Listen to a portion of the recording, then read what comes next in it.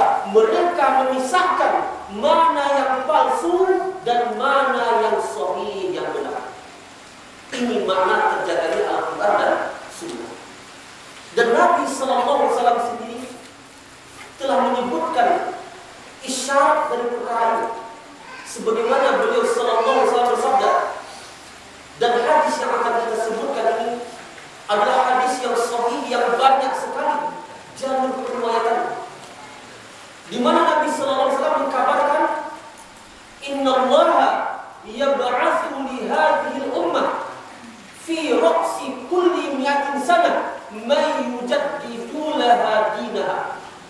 Sesungguhnya Allah akan membangkitkan untuk umat ini. Apa yang Allah bangkitkan? Yakni orang-orang yang akan memperbaharui kembali agama ini di setiap penghujung 100 tahun. Jadi di setiap penghujung 100 tahun, maka Allah bangkitkan orang-orang yang akan kembali menghidupkan agama. Ingat, mujaddid yang dimaksud adalah orang yang menghidupkan apa yang telah ditinggalkan dan dilupakan oleh manusia. Bukan maksudnya orang yang mengada-adakan yang baru, yang tidak pernah ada. Ini keliru. Karena ada orang yang mengklaim dirinya mujaddid, tetapi dia membuat pemahaman i'tiqad atau amalan-amalan yang tidak pernah ada dikenal oleh Nabi SAW dan para sahabat. Kalau ini bukan mujaddid namanya, tapi mubtadi'. Kalau mujaddid, dia menghidupkan kembali sunnah ajaran Islam yang telah ditinggalkan dan yang telah dilupakan. Dia hidupkan kembali. Maka di setiap 100 tahun Allah bangkitkan para ulama yang berkhidmat di dalam hadis, maka mereka memisahkan mana yang sahih dan mana yang palsu. Allah bangkitkan para ulama yang berkhidmat di dalam mendakwahkan tauhid, maka dibedakan mana yang tauhid dan mana yang syirik.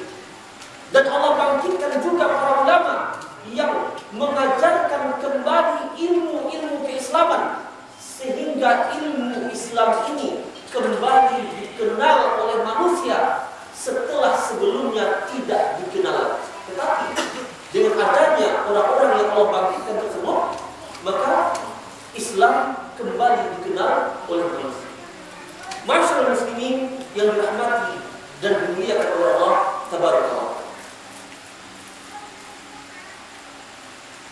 Jadi di antara akidah yang mesti kita yakini bahwa sunnah dia terpelihara sebagaimana terpeliharanya Al-Quran. Kemudian sebagian orang yang tidak menyukai Islam, atau bisa dikatakan sebenarnya dia adalah musuh Islam di dalam selimut. Di antara mereka ada yang menamakan dirinya sebagai Qur'aniyun. Apa itu Qur'aniyun? Orang-orang yang mereka mengklaim hanya mengikuti Al-Quran saja, hanya mengikuti Al-Quran saja. Mereka tidak butuh kepada sehingga di antara mereka kalau melakukan sholat berjamaah, ketika imam membaca waladhdallin, maka mereka tidak membaca amin. Apa alasannya? Karena amin tidak ada dalam Al-Quran. Itu alasannya. Mereka ini adalah orang-orang yang menyelisih Islam, menyimpang dari Islam, karena mereka tidak mau kembali kepada sunnah, tetapi mereka mencukupkan diri mereka hanya merujuk kepada Al-Quran. Padahal sholat yang mereka lakukan itu sendiri adalah sesuai dengan sunnah, harus merujuk kepada sunnah. Karena kalau tidak, mereka tidak mungkin bisa melaksanakan sholat. Bapak Ibu yang dirahmati dan dimuliakan oleh Allah Tabaraka wa Ta'ala. Allah Subhanahu wa Ta'ala berfirman di dalam surat An-Nahl ayat 44. Wa anzalna ilaika dzikra litubayyana lin-nasi ma nuzila ilaihim. dan kami turunkan kepada engkau Muhammad az-zikra, yakni as-sunnah, agar engkau jelaskan kepada manusia tentang apa yang diturunkan kepada mereka, yakni Al-Quran. Maka termasuk ke dalam makna ayat ini bahwa Nabi sallallahu alaihi wasallam menjelaskan kepada umat ini makna dari tafsir Al-Quran. Beliau jelaskan kepada para sahabat. Beliau jelaskan apa hukum-hukum yang terkandung di dalamnya. Karena Allah Tabaraka wa Ta'ala telah menjadikan bahwa Al-Quran ataupun kitabullah hanya bisa dijelaskan melalui lisannya Nabi sallallahu alaihi wasallam. Dan tidak mungkin ada manusia selain dari Nabi sallallahu alaihi wasallam yang faham tentang makna Al-Quran. Maka Nabi sallallahu alaihi wasallam mengajarkan apa yang beliau ketahui, yang beliau terima dari Allah Tabaraka wa Ta'ala tentang makna Al-Quran. Beliau ajarkan kepada para sahabat radhiyallahu anhum ajma'in. Bahkan Bapak Ibu yang dirahmati dan dimuliakan oleh Allah Tabaraka wa Ta'ala, para sahabat sendiri ketika mereka mencoba untuk menafsirkan Al-Quran dengan akal mereka sendiri, tidak merujuk kepada sunnah Nabi sallallahu alaihi wasallam, maka para sahabat salah bicara. Dalilnya adalah apa yang terdapat di dalam Sahih Al-Bukhari. Ketika Nabi sallallahu alaihi wasallam membaca surat Al-An'am ayat 82. Surat Al-An'am ayat 82. Alladzina amanu wa lam yalbisu imanahum bizulmin ulaika lahumul amnu wa hum muhtadun. Orang-orang yang beriman yang tidak mencampur adukkan keimanan mereka dengan kesyirikan, mereka lah orang yang mendapatkan keamanan dan mereka lah orang yang mendapatkan petunjuk. Ketika para sahabat mendengar Nabi sallallahu alaihi wasallam membaca ayat ini, maka apa kata para sahabat? Ayyuna lam yazlim nafsah? Siapakah di antara kita yang tidak pernah menzalimi dirinya? Karena para sahabat ketika itu menjadi sedih disebabkan ayat ini. Karena ayat ini mengatakan orang yang beriman dan tidak mencampur adukkan keimanan dengan kezaliman, mereka lah orang yang mendapatkan keamanan, mereka lah orang yang mendapatkan hidayah, aman dari azab Allah, mendapatkan hidayah di dunia ini. Maka para sahabat menjadi sedih karena mereka menafsirkan, memahami bahwa zalim yang dimaksud di dalam ayat ini adalah seluruh bentuk dosa, dan mereka telah pernah melakukan dosa. Dan banyak dosa yang dilakukan oleh para sahabat sebelum Islam datang kepada mereka. Maka mereka menjadi sedih. Ayyuna lam yazlim nafsah? Siapa pula yang tidak pernah berbuat zalim ya Rasulullah? Artinya mereka seolah-olah mengatakan, berarti kami tidak mendapatkan keamanan tersebut, berarti kami tidak mendapatkan hidayah tersebut, karena ayat ini mensyaratkan tidak tercampur keimanan dengan kezaliman. Lalu apa kata Nabi sallallahu alaihi wasallam? Laisa kama tazunnun. Bukan seperti yang kalian kira, bukan seperti yang kalian tafsirkan, yang kalian pikirkan, bukan seperti itu maksudnya. Tidakkah kalian membaca firman Allah Tabaraka wa Ta'ala, yakni ketika Luqman berkata kepada anaknya, ya bunayya la tusyrik billah inna syirka la zulmun azim. Wahai anakku, janganlah engkau persekutukan Allah. Inna syirka la zulmun azim. Sesungguhnya syirik adalah kezaliman yang sangat besar. Allah Tabaraka wa Ta'ala menyebut syirik di sini sebagai apa? Kezaliman. Berarti Nabi sallallahu alaihi wasallam sendiri menafsirkan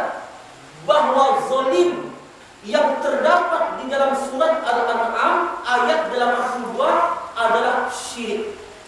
Maka jadilah makna ayat tersebut, orang-orang yang tidak mencampur adukan keimanan dengan kesyirikan, mereka orang yang mendapatkan keamanan di negeri akhirat nanti. Dan mereka lah orang yang mendapatkan petunjuk di dunia ini, ketika keimanan tidak tercampur dengan kesyirikan. Maka lihat di sini, ternyata para sahabat saja ketika tidak merujuk kepada sunnah, mereka keliru di dalam memahami ayat Al-Quran. Kalau para sahabat saja ternyata keliru ketika mereka tidak merujuk kepada sunnah di dalam memahami Al-Quran, maka orang yang bukan para sahabat pasti lebih salah lagi kalau dia tidak merujuk kepada sunnah. Kita berikan contoh. Ada di antara jamaah-jamaah Islam yang ada hari ini yang menciptakan sebuah metode dakwah yang berbeda dengan yang lain, yang tidak dikenal oleh para sahabat, yang tidak pernah dilakukan metode tersebut oleh Nabi Sallallahu Alaihi Wasallam. Mereka menafsirkan ayat dengan cara yang salah. Ketika Allah Tabaraka wa Ta'ala berfirman, "Kuntum khaira ummatin ukhrijat lin-nas ta'muruna bil ma'ruf wa tanhauna 'anil munkar." Kalian adalah sebaik-baik umat, ukhrijat lin-nas, yang dikeluarkan untuk manusia. Kalian menyuruh kepada yang ma'ruf dan mencegah dari yang munkar. Maka sebagian jemaah Islam ada yang menafsirkan ayat ini bahwa yang dimaksud adalah keluar untuk berdakwah, meninggalkan kampung halaman dalam jumlah hari yang tertentu dengan aturan yang tertentu. Mereka tafsirkan dari kata-kata ukhrijat. Maka ini penafsiran yang keliru, penafsiran yang tidak pernah ditafsirkan oleh seorang mufassir pun selama 1400 tahun. Tidak ada namanya yang metode dakwah dengan meninggalkan kampung halaman selama 3 hari setiap bulan, atau dengan meninggalkan kampung halaman atau keluarga selama 40 hari atau sekali setahun, atau 4 bulan sekali seumur hidup. Maka ini tidak ada sunnahnya atau petunjuknya atau dasarnya dari pengamalan Nabi SAW dan para sahabat. Akan tetapi Nabi SAW dan para sahabat radhiyallahu anhum ajma'in, mereka keluar meninggalkan kampung halaman mereka adalah untuk berjihad memerangi orang-orang kafir, bukan untuk berdakwah sebagaimana yang dipahami oleh sebagian kelompok. Karena itu setiap kelompok yang ada pada hari ini, mereka menyelisihi Islam, menyimpang dari Islam ketika mereka menafsirkan Al-Quran dengan akal mereka. Kita tambah sedikit lagi. Lihat apa yang dipahami oleh sebagian kelompok teroris hari ini. Kelompok teroris. Apakah Bapak Ibu mengira teroris yang meledakkan bom itu tidak pakai dalil? Mereka pakai dalil. Mereka pakai ayat. Aneh kan Bapak Ibu? Ternyata meledakkan bom, membunuh orang ada ayatnya. Apakah ayatnya yang salah? Tidak ayatnya yang salah. Yang salah itu apa? Penafsirannya yang salah. Ketika mereka tidak menafsirkan ayat tersebut sesuai dengan penafsiran Nabi Sallallahu Alaihi Wasallam dan para sahabat, maka mereka keliru dan mereka melakukan perkara-perkara yang menyimpang dari Islam, bahkan menimbulkan bahaya besar, membunuh manusia. Tetapi lihat, orang-orang yang hanya berpegang dengan Al-Quran, tidak mau berpegang dengan sunnah, mereka tetap menyangka bahwa mereka berada dalam kebenaran. Bukankah Amrozi CS atau Imam Samudra CS ketika telah meledakkan bom, telah banyak orang yang mati, pengikut mereka, bahkan mereka yang masih hidup, sangat meyakini sekali apa yang dilakukan itu adalah bentuk jihad. Bukan ayat yang salah, tetapi yang salah apa? Penafsiran. Kenapa salah? Ketika tidak merujuk kepada sunnah, kepada petunjuk Nabi Sallallahu Alaihi Wasallam. Karena ingat, setiap bentuk penyimpangan dari sunnah pasti akan melahirkan malapetaka, pasti akan melahirkan kesesatan. Setiap bentuk penyimpangan dari sunnah Nabi Sallallahu Alaihi Wasallam. Baik Bapak Ibu yang dirahmati